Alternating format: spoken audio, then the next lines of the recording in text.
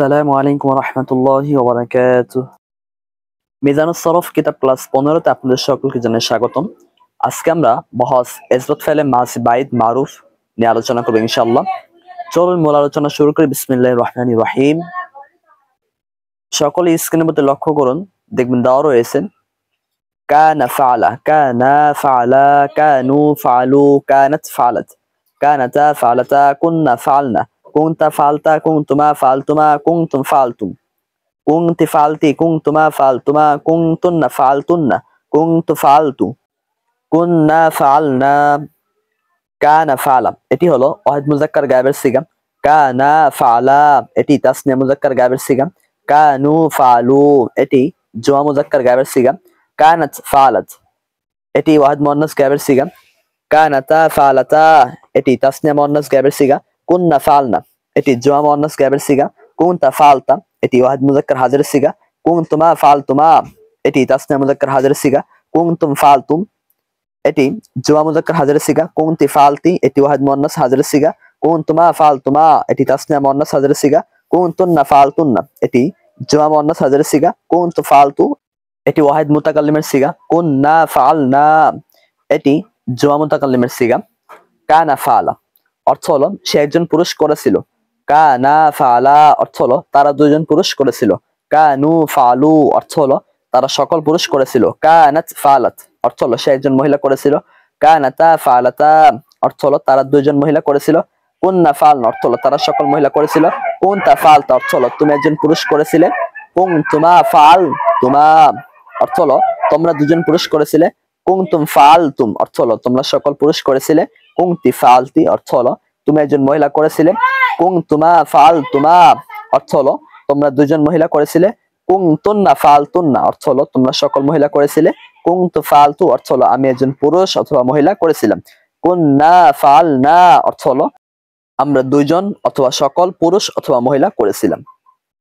এখন আমরা আদ-দরব মাসদার দ্বারা বহস ইসবাত ফাইলে মাসি বাইদ মারুফের গর্দান দিব ইনশাআল্লাহ। তবে গর্দান দেওয়ার পূর্বে আজকে আমরা কিছু সূক্ষ্ম বিষয় জেনে নিব। প্রথমত আমরা অনেকেই অনেকদিন যাবত যেহেতু মাঝে বাইদের সংজ্ঞা পড়তেছি না, এ কারণে হয়তো অনেকেই ভুলে গিয়েছি। এ কারণে আমি আপনাদেরকে স্মরণ করিয়ে দেওয়ার উদ্দেশ্যে মাঝে বাইদ কাকে বলে সেটা বলতেছি। শুনুন সকলেই মনোযোগ সহকারে। মাঝি বাইদ কাকে বলে? এটা হলো প্রশ্ন। উত্তর, যে মাঝি অনেক পূর্বে কোন কাজ করা বা হওয়া বোঝায় তাকে মাঝি বাইদ বলে। আমরা অনেকেই আছি গর্জন দিতে পারি, সিগাও বলতে পারি, এটা কোন বহসের সিগা, এটা কোন সিগা, সবকিছু বলতে পারি, কিন্তু গঠন প্রণালী লিখতে পারি না। যারা মেধাবী ছাত্র তারা তো আপনার গঠন প্রণালী গর্দনের মাধ্যমে বুঝতে পারে। যারা মধ্যম পন্থার ছাত্র তারাও আপনার একটু মনোযোগ সহকারে পড়লে বুঝতে পারে। কিন্তু যারা গবি অর্থাৎ যাদের মেধা একটু দুর্বল তাদের জন্য আমি আজকে একটু গঠন প্রণালী বলে দিচ্ছি। মাঝি বাইদের গঠন প্রণালী একেবারে সহজ। মাঝি বাইদের গঠন প্রণালী হলো মাঝি মুতলাকের শুরুতে কানা শব্দটাকে রূপান্তর সহ সংযুক্ত করবেন, তাহলে মাঝি বাইদের সিগা গঠিত হয়ে যাবে। মাঝি মুতলাকের শুরুতে কানা শব্দটিকে রূপান্তর সহকারে সংযুক্ত করা, এটার মানে কি? এটার মানে হলো মাঝি মুতলাকের সিগা যেমন ভাবে পরিবর্তন হয়, অর্থাৎ ফালা ফালা, ফালু ফালাত, ফালাতা ফালনা, তদ্রূপ কানা কানা, কানু কানাত, কানাতা কুননা, অর্থাৎ কানাও পরিবর্তন হবে। আবার ওই যে ফালা যে সিগাগুলো আছে, মানে কানার সাথে যে সমস্ত সিগা আসবে ওইগুলোও আপনার পরিবর্তন হবে। এটাকেই বলা হয় মাঝি মুতলাকের শুরুতে কানা শব্দটিকে রূপান্তর সহকারে সংযুক্ত করবেন।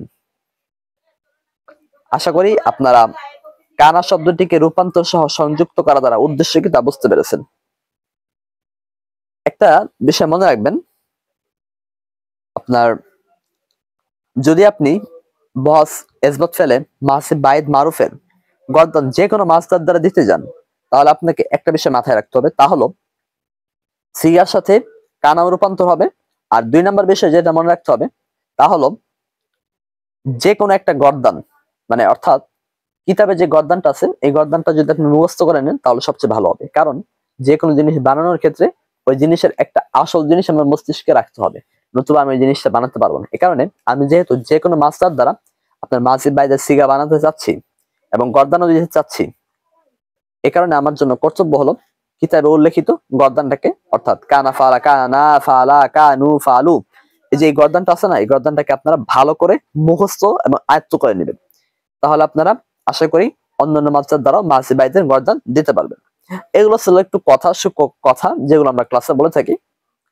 এটাও যেহেতু একটা ক্লাসের মতোই, এ কারণে আমি কথাগুলো আবার বললাম একটু। আশা করি কেউ বিরক্ত হবেন না। এখন আমরা আদ-দরব মাসদার দ্বারা বাস এজবত চাইলে মাসি বাইদ মারুফের গর্দান দিব।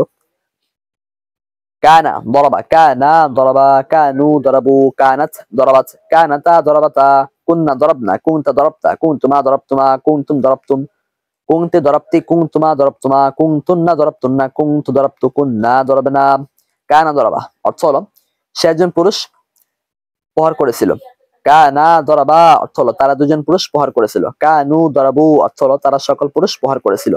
কানাত দরাবাত অর্থ হলো সে একজন মহিলা প্রহার করেছিল। কানাতা দরাবাতা অর্থ হলো তারা দুজন মহিলা প্রহার করেছিল। কুন্না দরাবনা অর্থ হলো তারা সকল মহিলা প্রহার করেছিল। কুনতা দরাবতা অর্থ হলো তুমি একজন পুরুষ প্রহার করেছিলেন। কুনতুমা দরাবতুমা অর্থ হলো তোমরা দুজন পুরুষ প্রহার করেছিলে। কুনতুম দরাবতুম অর্থ হলো তোমরা সকল পুরুষ প্রহার করেছিলে। কুনতি দরাবতি অর্থ হলো তুমি একজন মহিলা প্রহার করেছিলে। কুনতুমা দরাবতুমা অর্থ হলো তোমরা দুজন মহিলা প্রহার করেছিলে। কুনতুন্না দরাবতুন্না অর্থ হলো তোমরা সকল মহিলা প্রহার করেছিলে। কুনতু দরাবতু অর্থ হলো আমি একজন পুরুষ অথবা মহিলা প্রহার করেছিলাম। কুন্না দরাবনা অর্থ হলো আমরা দুইজন অথবা সকল পুরুষ অথবা মহিলা প্রহার করেছিলাম। কানা দরাবা এটি ওয়াহিদ মুজাক্কার গায়েবের সিগা। কানা দরাবা এটি তাসনিয়া মুজাক্কার গায়েবের সিগা। কানু দরাবু এটি জমা মুজাক্কার গায়েবের সিগা। কানাত দরাবাত এটি হলো ওয়াহিদ মুয়ান্নাস গায়েবের সিগা। কানাতা দরাবাতা এটি তাসনিয়া মুয়ান্নাস গায়েবের সিগা।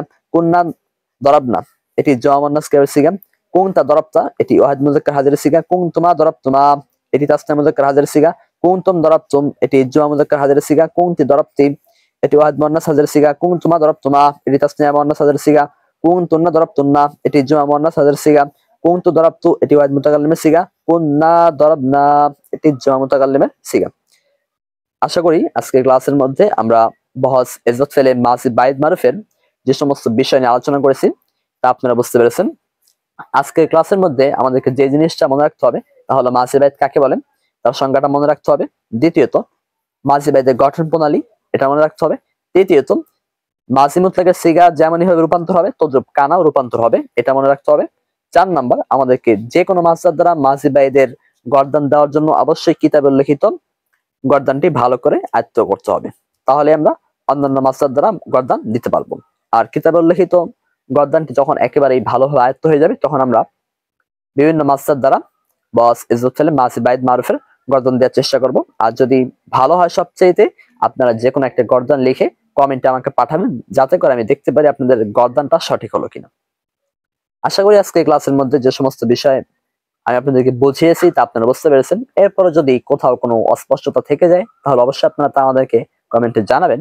আমরা ইনশাআল্লাহ আপনাদের প্রশ্নের উত্তর দেওয়ার যথাযথ চেষ্টা করব। আজকের মতো আমরা বিদায় নিচ্ছি, সকলে ভালো থাকবেন। আসসালামু আলাইকুম ওয়া রাহমাতুল্লাহি ওয়া বারাকাতুহু।